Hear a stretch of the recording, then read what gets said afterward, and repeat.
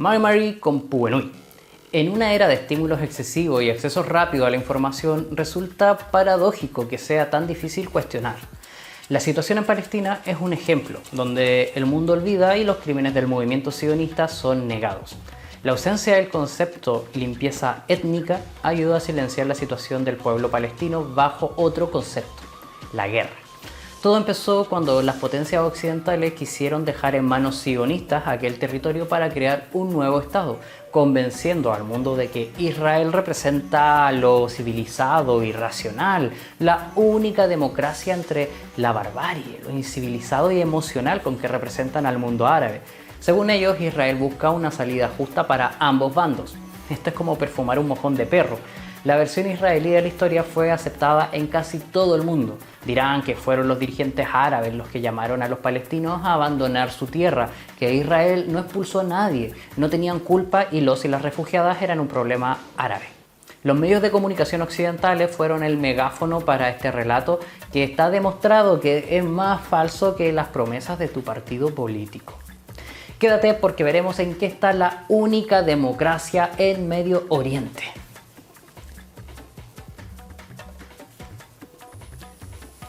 Está siendo juzgada por genocidio. Sí, la narrativa sionista se contradice con la historia de la usurpación. Ve por tu Arak que esto se prende ahora.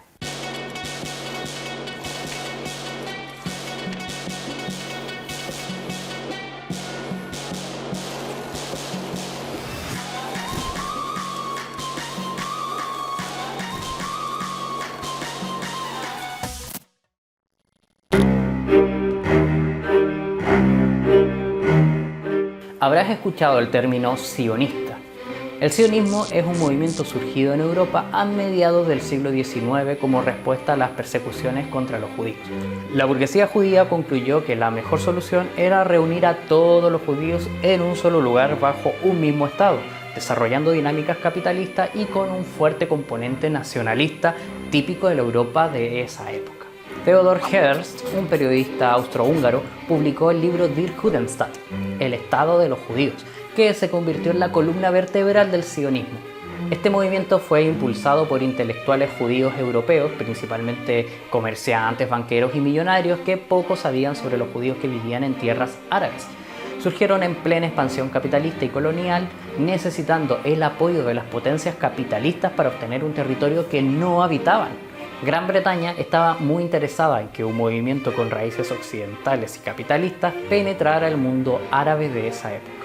O sea que el sionismo, en lugar de crear un Estado judío en Rusia o Polonia, donde sí que había una gran cantidad de adeptos a su religión y regiones poco habitadas, prefirieron reclamar un territorio muy habitado en donde casi no habían judíos. Pero atención, que no todos los judíos religiosos estaban de acuerdo con el sionismo.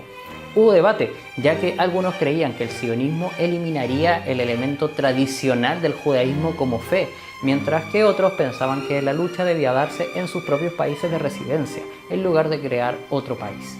Es importante entender que dentro y fuera de las tierras dominadas por el Estado israelí existen judíos y judías que no se identifican ni apoyan la ideología sionista y que se oponen a las prácticas del gobierno, tal como en tiempos anteriores. No se puede decir que antes existiera una relación completamente amigable entre judíos, cristianos y musulmanes en esta región, pero aunque hubo conflictos religiosos en el mundo islámico, no ocurrió una expulsión masiva de judíos como en España o la Rusia zarista, ni hubo un mecanismo casi industrial de exterminio como en Alemania o Polonia. Había problemas, claro, pero también convivencia. Esto cambió en Medio Oriente con la aparición del movimiento sionista a fines del siglo XIX e inicios del XX, con la idea de crear un Estado con una base religiosa en pleno corazón del mundo árabe e islámico. Para aclarar, la mayoría de los árabes son musulmanes, pero la mayoría de musulmanes no son árabes. El país musulmán más grande es Indonesia, que no es árabe. Así que no se debe confundir lo islámico con lo árabe. La relación entre judíos y árabes está muy ligada a su pertenencia religiosa, individual y comunitaria. Pero vamos con un poco de historia. La primera colonia agrícola sionista en Palestina fue fundada en 1878 y llamada Petah Tikva, o Puerta de la Esperanza, pero fracasó debido a la malaria y el hambre.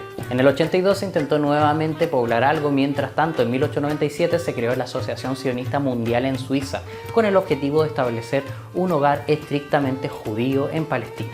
En 1901 comenzaron a adquirir tierras destinadas a ser trabajadas exclusivamente por judíos. A modo de contexto, gran parte del Medio Oriente estuvo bajo control otomano durante 400 años, con un mapa repartido entre británicos y franceses en el siglo XIX. La Primera Guerra Mundial cambiará este reparto, porque el Imperio Otomano pasó a mejor vida y justamente franceses e ingleses se tomaron Medio Oriente con un tratado, Sykes-Picot, en 1916. Se repartieron la región rica en petróleo y con gran interés geoestratégico y comercial. Los británicos ocuparon Palestina en el 17 y junto con otras potencias occidentales trazaron fronteras así como al ojo, que con el tiempo se convirtieron en los actuales países de la región. En el 20, los británicos enviaron a este hueón, Herbert Samuel, como representante del gobierno en Palestina. Era judío y sionista y había estado promoviendo la idea de un Estado judío en tierras palestinas. La división territorial impuesta por franceses e ingleses creó nuevas disputas en la región. Mientras el Imperio Otomano se caía a pedazos, el gobierno británico se frotaba las manos. Prepararon un cóctel tóxico de alianzas para asegurarse la zona. En su experiencia colonialista le prometieron una futura independencia a los árabes si es que luchaban contra los otomanos, al mismo tiempo que le prometían a los judíos sionistas un Estado-nación en el mismo territorio. Todo esto sin siquiera tener aún el control de esa región. O sea, promesas contradictorias, pero beneficiosas al gobierno británico. Todo ello generó que dos pueblos reclamen como propio un mismo territorio. Los israelíes apelan a un mito religioso que les promete esa tierra, mientras que los palestinos presentan pruebas históricas de que han vivido allí durante siglos. La reivindicación israelí se basa en la fe, mientras que la palestina se fundamenta en evidencia histórica. La persecución judía, más lógica colonial europea, impulsaron la creación de un Estado judío para acabar con la marginación. Sin embargo, a los sionistas europeos les dio igual que en ese territorio ya viviera gente desde hacía siglos. Los árabes palestinos, ajenos a las persecuciones judías en Europa y sin experiencia colonial, se sorprendieron al ver llegar a miles y miles de europeos con la idea de crear un Estado judío en casa a fines del siglo XIX. Intentaron detenerlo sin éxito. Después del Holocausto por los nazis, los europeos sintieron culpa por no haber evitado la masacre o incluso haber participado en ella. Eso generó simpatía con las aspiraciones judías, aunque no hacia otros grupos afectados como los gitanos y negros, por racismo. Así surgió el apoyo a la creación de Israel como una forma de expiar culpas, aunque esto significara ignorar los derechos del pueblo palestino. La culpa por las consecuencias del nazismo explican el apoyo que el Estado israelí recibe de los gobiernos europeos e incluso de parte de algunos supuestos antifascistas alemanes. Aunque esto es apenas una explicación burda, porque también entran aquí los intereses comerciales, que será la principal motivación de esa condescendencia occidental que transforma el genocidio palestino en una especie de acto sagrado y al Estado israelí en una eterna víctima de los campos de Auschwitz. Por eso mismo es que la memoria del exterminio es usada por los políticos sionistas israelíes hasta el cansancio para camuflar el hecho de que el Estado que crearon es ahora el victimario. Bien, ahora la pregunta crucial para los primeros sionistas era: ¿dónde concretamos? Aquí surgieron varias ideas, dos toman más relevancia e incluso una desencadena teorías conspirativas. En su libro El Estado Judío, Hertz sugiere como posible territorio para un Estado Palestina, en ese tiempo en manos del Imperio Otomano, o parte de Argentina, que tras el despojo al que sometieron a los pueblos indígenas promovían la inmigración masiva de europeos. Pero luego el autor reflexiona que si bien la Argentina es uno de los países más ricos de la Tierra, de gran superficie y supuestamente poca población, considerando solo la población blanca, era mejor optar por el suelo palestino. Porque incluso como campaña de marketing de su plan, era más conmovedor apelar a una supuesta patria histórica. La historia judía está muy ligada a su religión y textos sagrados arraigados en Oriente Medio, y sin entender la región ni a sus habitantes que ya resistían el dominio otomano, buscaron apropiarse de la que llamaban Eretz Israel o Sion. Para hacerlo recurrieron a argumentos sacados de textos religiosos y mitos. La Biblia hebrea sería una especie de título de propiedad que les confería todos los derechos sobre el suelo palestino. prometido por su Dios para que pudieran regresar tras el supuesto de que habían sido expulsados. El sionismo creó un relato histórico mezclando historias religiosas y mitológicas con pensamiento nacionalista moderno, conectando el exilio bíblico con las persecuciones del siglo XX. La idea de crear un Estado representaba una redención y una revancha histórica por todo eso. Para Occidente, especialmente después del Holocausto, la idea de un nuevo Estado ofrecía una sensación de justicia para los sobrevivientes. Solo un pequeño detalle: la tierra prometida era hogar de los palestinos durante siglos, cuya conexión con la tierra se basaba en la historia más que en mitos. Si Su Majestad, el Sultán, nos diera Palestina, podríamos comprometernos a regularizar las finanzas de Turquía. Para Europa, formaríamos allí un baluarte contra el Asia. Estaríamos al servicio de los puestos de avanzada de la cultura contra la barbarie, en tanto que como Estado neutral mantendríamos relación con toda Europa, que tendría que garantizar nuestra existencia.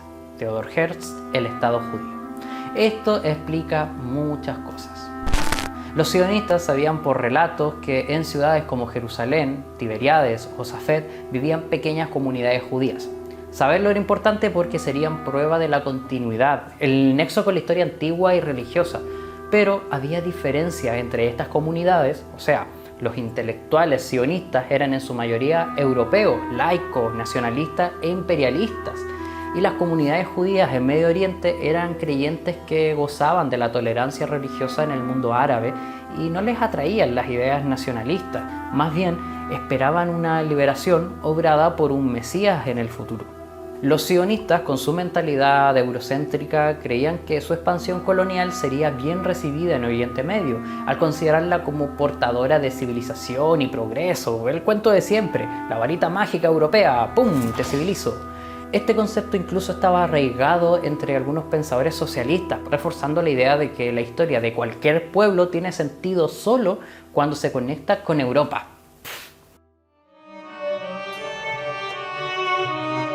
En noviembre del 17, Lionel Walter Rothschild, un banquero sionista y miembro de la famosa familia Rothschild, recibe una carta del canciller británico Arthur James Balfour.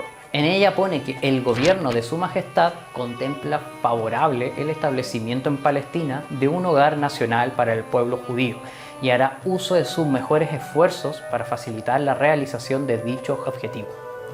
Esto es importante porque fíjate que en la carta completa no dice nada explícito sobre crear un Estado ni compromisos legales, porque de hecho los británicos aún ni tomaban el control del suelo palestino. Pero esta carta representó para ellos un reconocimiento por parte de la potencia mundial más importante de ese tiempo. Los sionistas consideraban la declaración Balfour como una herramienta poderosa, no solo para reclamar legitimidad religiosa, sino también legal. Pues claro, todas sabemos que la palabra del tal Balfour vale más que las millones de voces palestinas. Los líderes sionistas estaban muy relacionados con los capitalistas británicos. Esto llevó a los últimos a ver la presencia sionista en Oriente Medio como una oportunidad para avanzar en sus propios intereses capitalistas y de extracción en la región. Ahora bien, ¿te acuerdas que te dije que los británicos habían prometido independencia a los árabes si es que levantaban sus armas contra los otomanos? Ya pues, ahora estos se sentían traicionados y no es para menos, fueron a morir en una guerra motivada por los British para recibir a cambio su independencia. Y se daban cuenta que solo fueron la carne de cañón y esa misma tierra en la que tenían sus casas y familias ahora se las ofrecían a judíos europeos que tenían la intención de crear allí un Estado. No confiar en las promesas del gobierno británico y esto aplicarlo a cualquier época de la historia. Sí, que devuelvan el mual. En el mundo árabe, el nacionalismo surgió en respuesta a la ocupación colonial otomana e inglesa, con el objetivo de restaurar la estructura social tradicional tras la llegada del capitalismo. En Palestina la situación era aún peor, ya que debían enfrentarse no solo a las ocupaciones otomana y británica, o francesa en otros lugares, sino también a dos nuevos adversarios entrelazados: los británicos y los sionistas. Ante esta amenaza, tomaron las armas contra uno de los imperios más poderosos y contra un movimiento respaldado por influyentes banqueros e inversionistas. Enfrentar esta ocupación por sí solos era una tarea difícil. En el 36, mientras la alimaña del nazismo se extendía por Europa y perseguía cruelmente a los judíos, muchos emigraron a lugares como Palestina. donde ya había una insurrección contra el mandato británico y la Declaración Balfour. Los palestinos exigían detener la inmigración judía, conscientes de los planes sionistas de ocupación. Las autoridades británicas impusieron restricciones a la inmigración, desencadenando entonces un levantamiento judío armado. Mientras tanto, muchos judíos en Palestina se unieron al ejército británico para combatir al nazismo. Entonces veamos, a pesar de algunos conflictos leves, el sionismo contaba con el apoyo británico. Eran aliados frente a dos enemigos en común: los árabes en Medio Oriente y el nazismo en Europa. Y en el futuro los sionistas, con la complicidad de países del norte occidental, terminarían justificando acciones tan criminales como las del nazismo, pero siendo protagonizadas por el Estado de Israel, instalado por ellos mismos por sus intereses y como un reconocimiento por haber sobrevivido a lo mismo que muchos de ellos hacen ahora con el pueblo palestino. Pero sigamos. El éxodo de judías y judíos huyendo del nazismo le dio fuerza y consistencia a ese proyecto colonial que hasta entonces era minoritario y trivial. El sionismo aprovechó la desgracia de miles de personas judías para instrumentalizarla en su proyecto y entendieron la importancia de fundar muchos poblados judíos en Palestina. Una operación llamada Yomá Umigdal, un muro y una torre. Fueron expandiéndose territorialmente y creando una infraestructura estatal paralela a las bases coloniales británicas. El objetivo inmediato, convertirse en una mayoría. Tenían como referente a los países capitalistas. Se hicieron de partidos políticos, ministerios y militares, pero sin llegar a ser un estado, pues aún gobernaban los británicos, que recordemos, en esta época se les iba de las manos aquello de la instalación de judíos en Palestina. Estos hacían su revuelta contra ellos con el apoyo de una potencia emergente en la guerra, Estados Unidos. Los British se veían en la obligación de abandonar Palestina. En mayo del 47 las cosas se ponen aún más feas porque la recién estrenada ONU formó una comisión encargada de encontrar solución al asunto. Una vez se fueran las tropas británicas de Palestina en esa posición salomónica, tipo, entonces vamos a partir el territorio, una parte para ti, otra para ti y fin del problema. Pero el asunto ahora sería, ¿y cómo lo dividimos? Mira, las regiones donde hay una mayoría judía se va a crear un estado judío y donde hay además árabes, un estado árabe, lógicamente.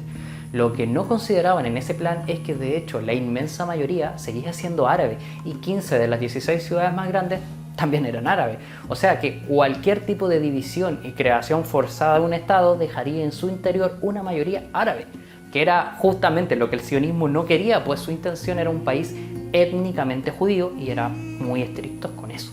A finales de ese mismo año, el 47, Naciones Unidas se decidió en partir a Palestina en dos estados.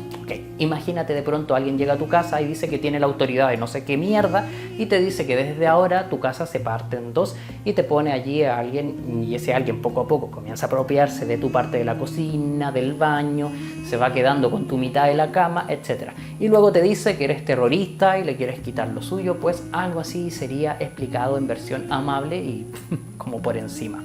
Cuando se le presentó a los sionistas el territorio que les fue asignado en Palestina, no quedaron muy conformes. Era menos de lo que aspiraban. Su principal dirigente, David Ben Gurión, aceptó de todos modos la partición, pero nunca como la definitiva. Les tomaba sentido la frase del sionista Theodor Herzl: si ustedes lo quieren, no será tan solo una leyenda.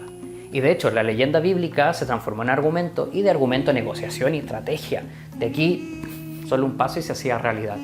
Puedo decir entonces que soy descendiente de Aragorn y quiero recuperar las tierras de Gondor y Arnor. Igual, para Herzl no sería tan imposible.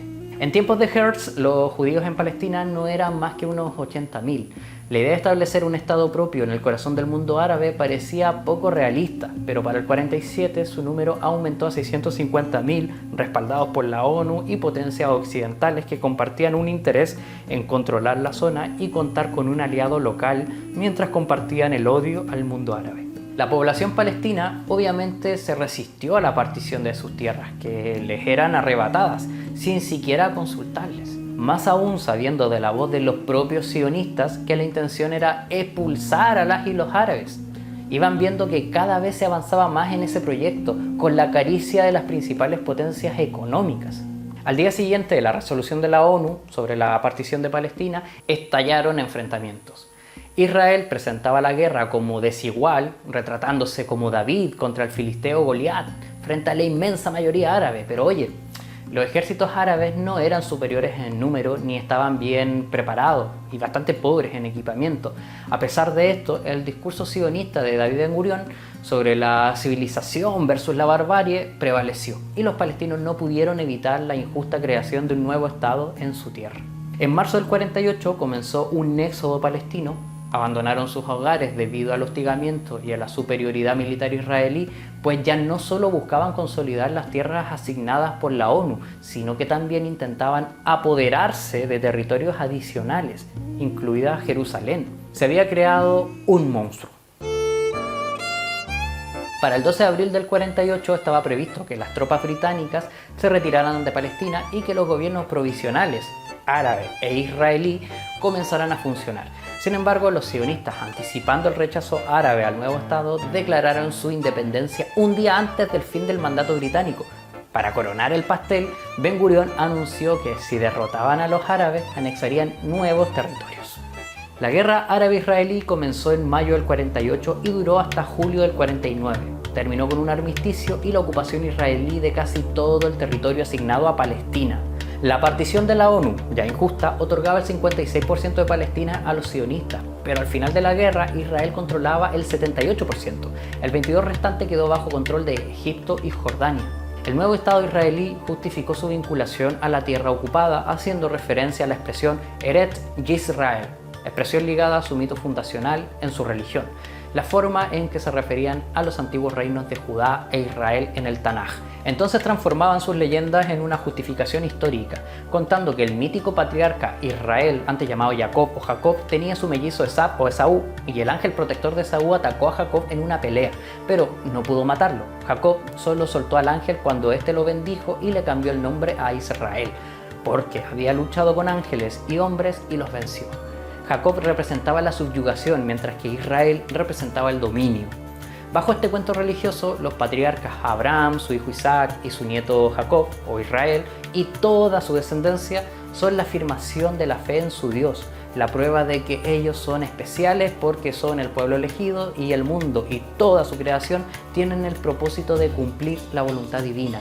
Y así, qué fácil, si esa voluntad es que el pueblo elegido haga y deshaga libre disposición, pues mira, normalmente me dicen que debo respetar las creencias de la gente, sobre todo cuando se basan en fraudes religiosos. Pero es que la mayoría de las veces estos cuentos sostienen planes de exterminio. Los cristianos contra musulmanes porque eran el infiel y ellos los elegidos por un dios blanco y heterosexual que un día se inventó el mundo. Los nazis contra los judíos, gitanos, negros, etc. porque se les ocurrió que eran una raza superior destinada a la perpetuación de la especie. Y hoy tenemos a los sionistas contra palestinos, porque su Dios en un cuento les prometió la tierra de Sion.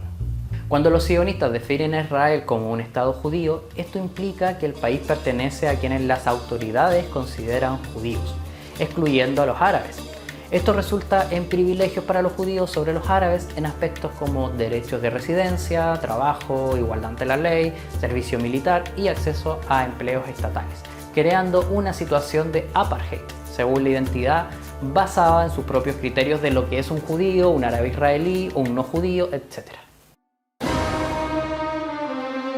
Tenemos el antecedente de que bajo el Imperio Otomano cohabitaban las diversas religiones sin mucho problema, pero ya no sería así. De hecho, en 1940 el director de la agencia judía, Joseph Weitz, decía: entre nosotros debe quedar claro que en el país no hay lugar para ambos pueblos. Con los árabes dentro del país no podemos alcanzar nuestro objetivo de llegar a ser un pueblo independiente en este pequeño territorio. La única solución la constituye un Eretz Yisrael sin árabes, y no queda otro recurso que trasladar a los árabes a los países vecinos. Hay que trasladarlos a todos sin que quede una sola aldea ni tribu. Ahora, imagínate que alguien dice eso, es aplaudido y comienzan a llegar masivamente y sabes bien que el objetivo no es la convivencia, sino que serás sacado de tu tierra, de tu campo, de tu casa y en el mejor de los casos tendrás que empezar tu vida desde cero en otro país.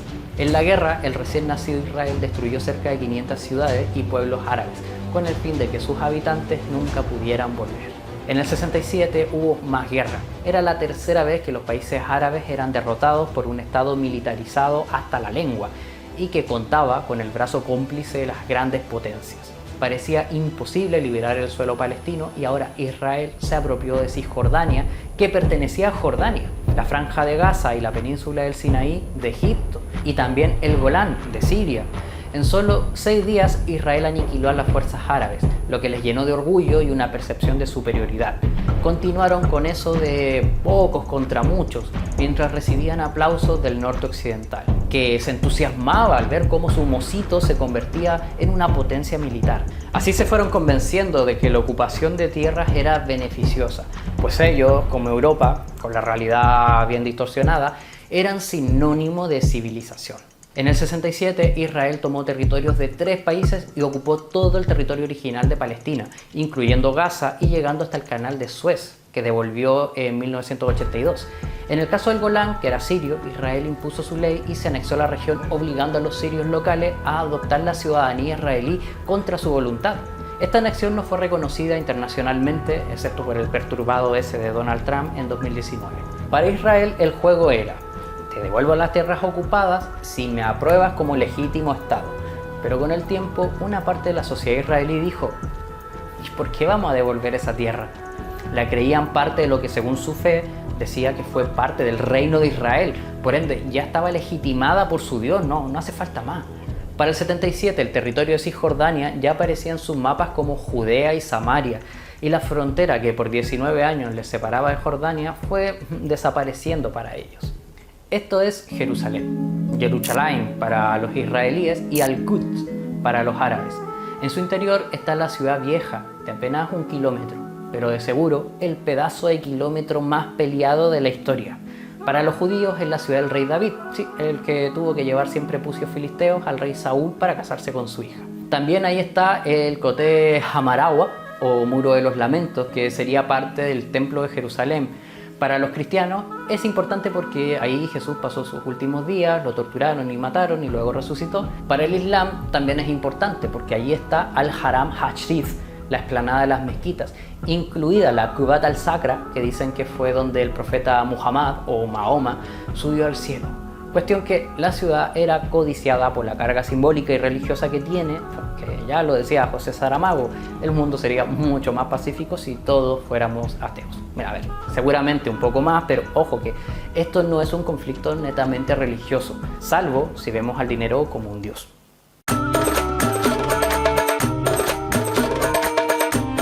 Tras la ocupación israelí de casi todo el territorio, los palestinos se dispersaron y vivieron como refugiados. Surgió Yasser Arafat y Al-Fatah, que es el Movimiento para la Liberación de Palestina, fundado en el 59 en Kuwait. 5 años después se creó la Organización para la Liberación Palestina, OLP, para unir los movimientos de liberación. La Guerra de los 6 días impulsó a Arafat como líder visible y la táctica pasó a ser la liberación palestina por su cuenta, sin depender del resto del mundo árabe. La OLP buscó reforzar la identidad palestina fragmentada ya por el destierro, sumando a quienes vivían en campamentos y anhelaban su tierra. Las miserables condiciones de vida y la rabia por el despojo les hicieron más radicales en sus objetivos. Si ya no podían volver pacíficamente, lo intentarían por la vía armada. Oye, pero si los propios sionistas también usaron las armas contra los británicos para conseguir la tierra. En el 87, tras la muerte de 4 trabajadores palestinos por un camión militar israelí en Gaza, comenzaron revueltas en las zonas ocupadas, marcando el inicio de la primera intifada, o Al-Intifad Halulá, conocida como la Guerra de las Piedras, con los enfrentamientos de piedras contra tanques. Israel no quería abandonar Cisjordania y Gaza, ni reconocer a la OLP, ni mucho menos permitir la creación de un Estado palestino, pero tampoco podía anexar esas tierras legalmente. Palestina, sin la fuerza para expulsar a las tropas israelíes, vio surgir una nueva organización, Hamas, Movimiento de Resistencia Islámico, o Harakat al-Muqawama al-Islamiyya, formado en medio del sufrimiento y la ocupación. Hamas proviene de la rama palestina de los Hermanos Musulmanes, organización panislámica, antisionista y anticomunista, fundada en el 29. Hamas se radicalizó al ver inútil una solución política. Si bien la intifada no pretendía exactamente expulsar a las fuerzas israelíes, aunque era deseable, también eran realistas. No iban a lograrlo, buscaban el apoyo internacional. Incluso los palestinos imprimieron panfletos en hebreo para hacerles entender a los soldados israelíes que solo reivindicaban su derecho a la tierra, que la cosa no era contra su pueblo ni su cultura, sino contra la agresión de su gobierno. Lo cierto es que los panfletos no detuvieron las balas. Es curioso el caso de Hamas, ya que cuando era un grupo religioso y apolítico, Israel lo alentó para contrarrestar la influencia de la OLP de Yasser Arafat. Sin embargo, la estrategia sale mal. Con las revoluciones en países árabes como Irán, el sentimiento islámico se politizó súper rápido.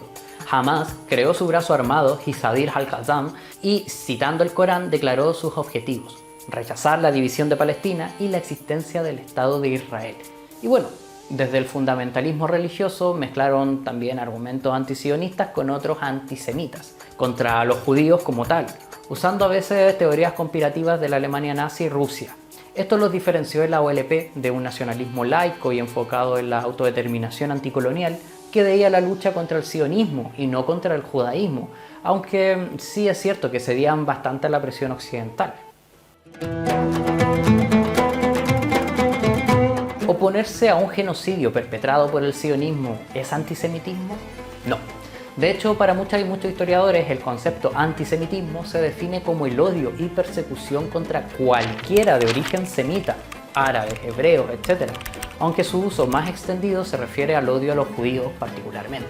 Luego tenemos el concepto de antisionismo, que sería la oposición política a la ideología sionista. Pero sí es cierto que en muchos casos la línea entre antisionismo y antisemitismo puede ser confusa.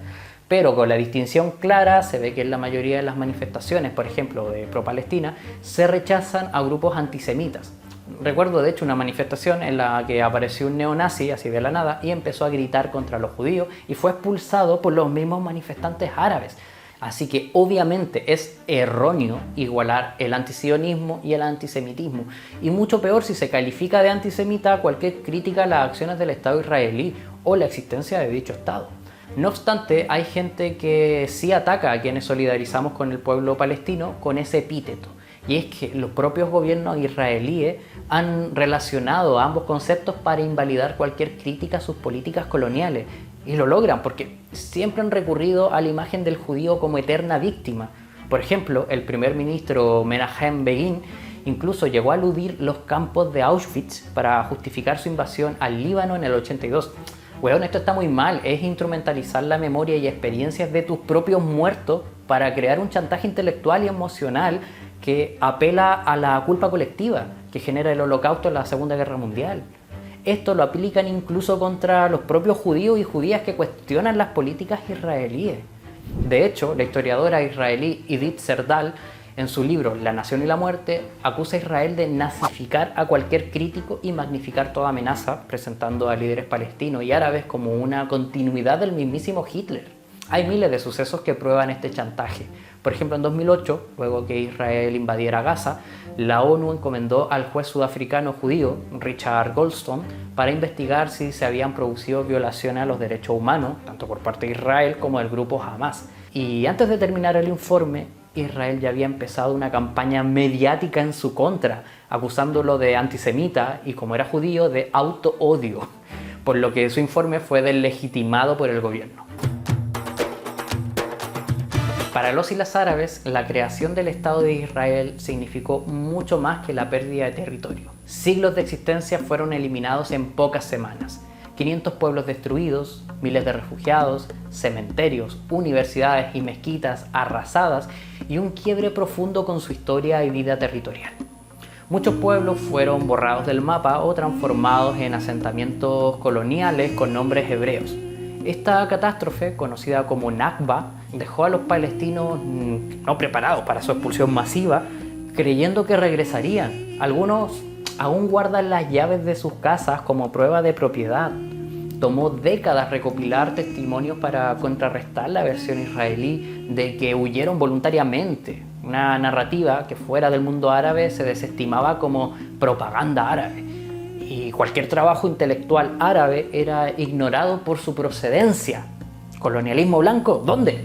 No puedo dejar de mencionar que también existen grupos cristianos sionistas que han tomado mucho peso político con millones de borregos fieles y sus pastores, como muchos evangélicos y católicos que consideran que la consolidación de un Estado israelí en tanto pueblo elegido por su Dios, ayudaría a una segunda gira around the world de Jesucristo, y no es metáfora. La propaganda israelí además acusa a Palestina de usar a sus habitantes como escudos humanos. La verdad es un argumento que han repetido cada vez que invaden la Franja de Gaza, como diciendo que a los palestinos no les importa la vida y por eso ponen a mujeres y niños frente a tanques para que los maten y así poder acusar al ejército israelí de que son muy malos. Esto ya lo habíamos hablado antes en el video sobre las guerras.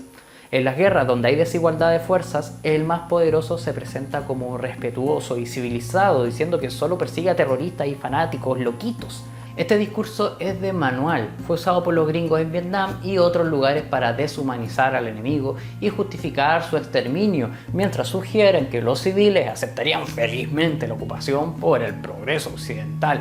O sea que, bajo esta idea, Palestina debería agradecer, según ellos, la ocupación. Pero no olvidamos que Israel comenzó el ataque a Palestina mucho tiempo antes de que existiera Hamas. Y tenemos al gobierno israelí diciendo que no han disparado a los civiles para matarlos, como si entonces la gente saltara voluntariamente a recibir las balas, como si las bombas en hospitales y pasos fronterizos fueran responsabilidad de las víctimas. Los militares israelíes siempre han bombardeado a la población civil y no han dudado en hacerlo.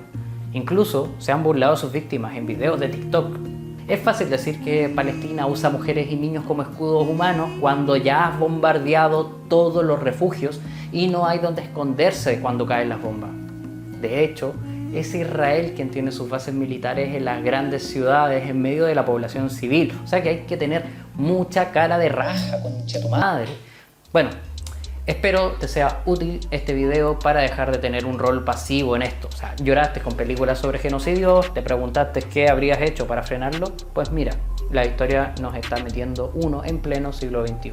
¿Qué pasaría si fuera en tu barrio donde suenan las alarmas de bomba? Mira, no lo es posiblemente y ojalá, pero le está pasando a otras personas y eso también debería removernos la empatía. Quiñapanco, Peucayán. Los israelíes se pensaban que, con el paso del tiempo, los palestinos se olvidarían de Palestina y se irían a vivir a otra parte. Pensaban que, con el paso de las generaciones, ya no se acordarían de Palestina y le perderían el apego a su país. Pero se equivocaron. Ben Gurión dijo que a los 10 o 20 años se habrían olvidado de que habían sido un pueblo. Los han encerrado en campos de refugiados. Los palestinos son los únicos cuyo estatus de refugiados se transmite de generación en generación.